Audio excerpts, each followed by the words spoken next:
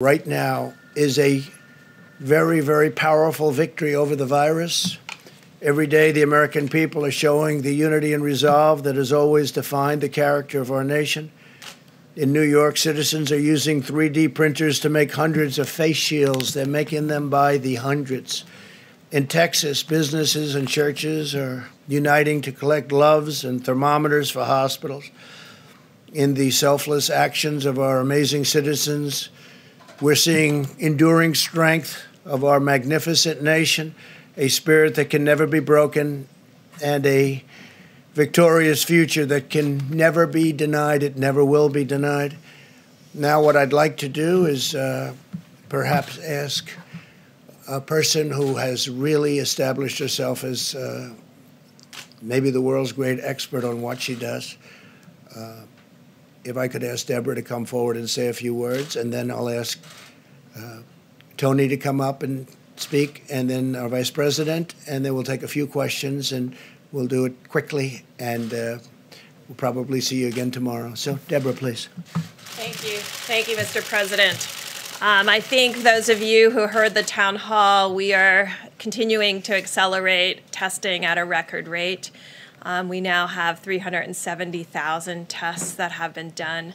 The majority of those, over 220,000 in the last 8 days, which those of you who have been tracking the South Korea numbers put us equivalent to what they did in 8 weeks that we did in 8 days.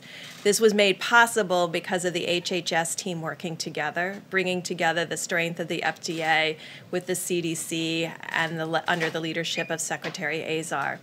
We're very proud of those numbers, but we know that we have to do more, and we continue to accelerate in testing to ensure that those who need the test are tested first and have access. As we talked about yesterday, we're working on the ability for people to take their own sample.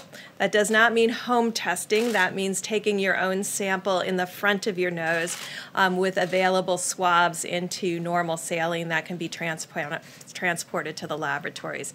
That will allow and free up all of the drive-thrus to be very sparing on PPE, because you'll be able to do that with gloves rather than the full PPE outfits. This will allow for more of that PPE to be dedicated to our hospitals.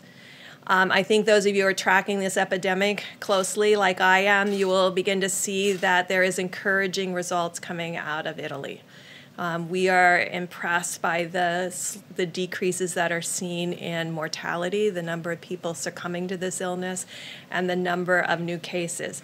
Our new cases will continue to surge because we're still working on our backlog, although we will be in touch with the laboratories after this press conference to really find out how many are still in backlog and how many were run in the last 24 hours.